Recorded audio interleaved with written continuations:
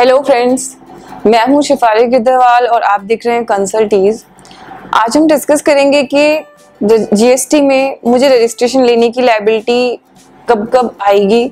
क्योंकि जो लोग माइग्रेट होने थे वो लोग तो अब माइग्रेट हो गए हैं, बट जिन लोगों की माइग्रेशन नहीं हो पाई है इस रीजन से, क्योंकि लेट्स सपोज आप सेंट्रलाइज रजिस्ट्रेशन था आपका सर्विस टैक्स का, तो आप जिन डिफरेंट स्टेट्स में आपकी ब्रांचेस थी तो उनको आप माइग्रेट नहीं करा पाए हैं, या फिर वो लोग जिनकी थ्रेशोल्ड लिमिट क्रॉस हो गई है, मतलब एग्जिस्टिंग लॉ में आपकी जो थ्रेशोल्ड लिमिट थी वो ज्यादा थी और जीएसटी में चूंकि 20 लाख है तो इसलिए आपके रजिस्ट्रेशन की लायबिलिटी आ गई है। अब यहाँ पे एक बहुत इंपॉर्टेंट क्वेश्चन अराइज होता है कि मुझे किस कंडीशन में रजिस्ट्रेशन लेना है और किस कंडीशन में नहीं लेना, किस स्टेट में लेना है किस स्टेट में नहीं लेना, जहाँ पे मेरा ऑफिस है वहाँ पे मुझे लेना है कि नहीं लेना, जहाँ पे मेरी ब्रांच है वहाँ पे मुझे लेना है कि नहीं लेना। तो आज हम इसी टॉपिक को थोड़ा डिटेल में डिस्कस करेंगे, क्योंकि इसके लिए काफी सारी क्वेरीज हैं जो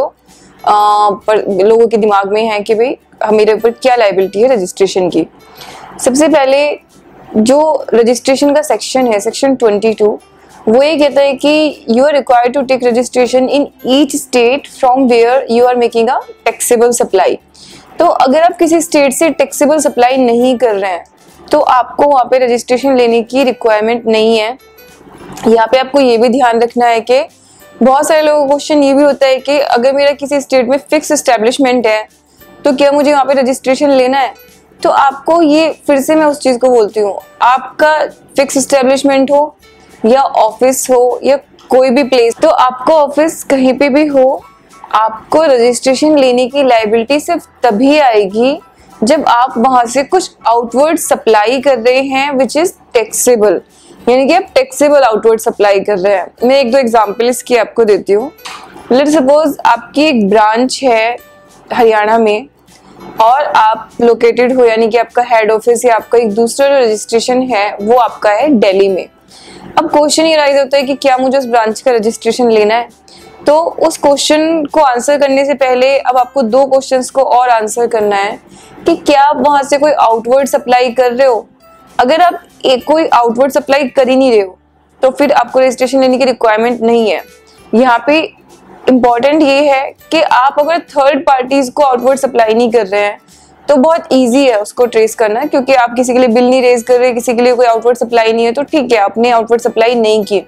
लेकिन अब आप ये भी ध्यान रखना, ये डिसाइड करते हैं कि अगर आपने खुद अपने हेड ऑफिस को भी कुछ सप्लाईज की है तो वहां पे बिल रेज करने की या कंसिडरेशन होने या नहीं होने की कोई क्राइटेरिया नहीं है। मतलब आपको विदाउट कंसिडरेशन भी वो जो आप कर रहे हो अपने हेड ऑफिस के लिए, तो आपको में भी लग रहा हो कि ये सप्लाई नहीं है, but for the purpose of GST वो सप्लाई हो सकती है। तो अगर आप अपने हेड ऑफिस के लिए कुछ भी कर रहे हैं तो हो सकता है कि वो भी आउटवर्ड सप्लाई में, टैक्सेबल आउटवर्ड सप्लाई में कवर हो जाए।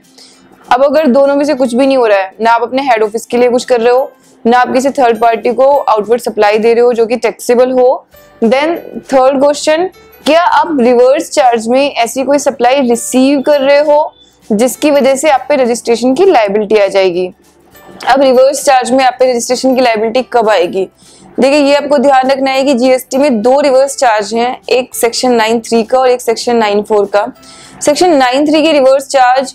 सब पे अप्लाई होता है, आप रजिस्टर्ड हो या नहीं हो। अगर आप अनरजिस्टर्ड भी हैं और आप 9(3) के रिवर्स चार्ज वाली कोई भी सप्लाई को रिसीव कर लेते हैं तो आपको without any threshold limit registration लेने की लायबिलिटी आ जाती है। अगर 9(4) वाले रिवर्स चार्ज की मैं बात करूं, क्योंकि रजिस्ट्रेशन के सेक्शन ने लिखा है that if you are covered in reverse charge you are required to take registration, तो यहाँ पे फिर आप ये सोचेंगे कि 9(4) वाले में जहाँ पे मुझे अनरजिस्टर्ड से परचेज पे रिवर्स चार्ज में टैक्स पे करना है, तो अगर आप उसमें तो फिर हर किसी के ऊपर लायबिलिटी आ जाएगी अगर वो अनरजिस्टर्ड से परचेज कर रहे हैं। तो यहाँ पे ये आपको ध्यान रखना है कि सेक्शन 9(4) में आप तभी कवर करोगे जब आप रजिस्टर्ड हो और जिससे आप परचेज कर रहे हो वो अनरजिस्टर्ड है, यानी अनरजिस्टर्ड टू अनरजिस्टर्ड अगर कोई सप्लाई हुई है तो that is out of the preview of section 9(4), तो वहां पे आप रिवर्स चार्ज में फॉल ही नहीं करोगे तो फिर रजिस्ट्रेशन लेने की लायबिलिटी भी नहीं आएगी। तो अब मैं फिर से उस क्राइटेरिया को आपको एक बार रिवाइंड कराती हूँ कि अगर आप कोई आउटवर्ड सप्लाई कर रहे हो टैक्सेबल, देन या फिर आप रिवर्स चार्ज वाली कोई सप्लाई रिसीव कर रहे हो, सेकंड, थर्ड, जब आप अपने हेड ऑफिस के लिए कोई सप्लाई कर रहे हो तो भले आप कंसिडरेशन भी नहीं चार्ज कर रहे हो, तो ये आपको स्पेशली चेक करना पड़ेगा कि कहीं ऐसा तो नहीं कि मैं अपने हेड ऑफिस के लिए कुछ ऐसा काम कर रहा हूँ तो मुझे लगता है सप्लाई नहीं है,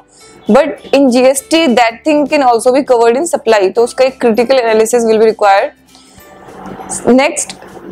तो आप अब ये समझ सकते हैं कि अगर आपके अलग अलग स्टेट में ब्रांचेस है तो वो फिक्स एस्टेब्लिशमेंट है या वो आपकी रेगुलर ब्रांच है, doesn't matter. Important thing is कि आप वहां से आउटवर्ड सप्लाई टैक्सेबल कर रहे हैं कि नहीं कर रहे। फिर एक दूसरा क्वेश्चन अराइज होता है, the question number 2, that is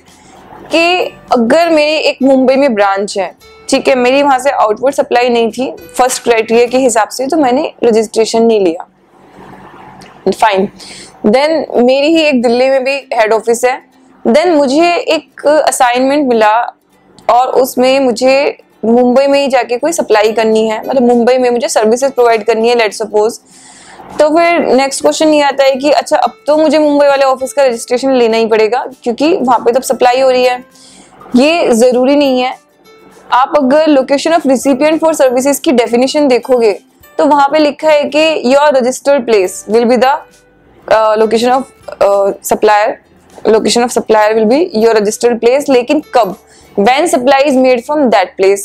then fixed establishment can be the location of supplier, लेकिन कब? When supply is made from that fixed establishment, तो अब आपका वहाँ पे fixed establishment तो है, लेकिन अगर आपने सप्लाई वहां से नहीं की, मतलब ऐसा कुछ कंपलसरी नहीं है कि आपका वहां पे ऑफिस है तो आपको जबरदस्ती वहीं से सप्लाई करनी पड़ेगी। मेरा ऑफिस मुंबई में है लेकिन मैं नहीं करना चाहती, मैं दिल्ली से ज्यादा कंफर्टेबल हूँ, मेरा वहाँ पे फिक्स एस्टेब्लिशमेंट है, मैं उससे कोई आउटवर्ड सप्लाई नहीं करती और वहां का मुझे कुछ कॉन्ट्रैक्ट मिलता है, कुछ काम भी आता है, तो मैं दिल्ली से ही उसको सप्लाई करती हूँ। तो that is very much valid, that is very much legal in GST. आप ये शो कर सकते हैं कि आप दिल्ली से ही सप्लाई कर रहे थे,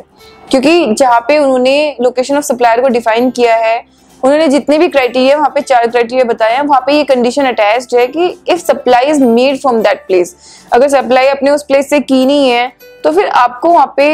आपकी लोकेशन ऑफ सप्लायर वहाँ पे शिफ्ट नहीं होगी, जहां से आपने सप्लाई की है लोकेशन ऑफ सप्लायर की रहेगी वहीं पे।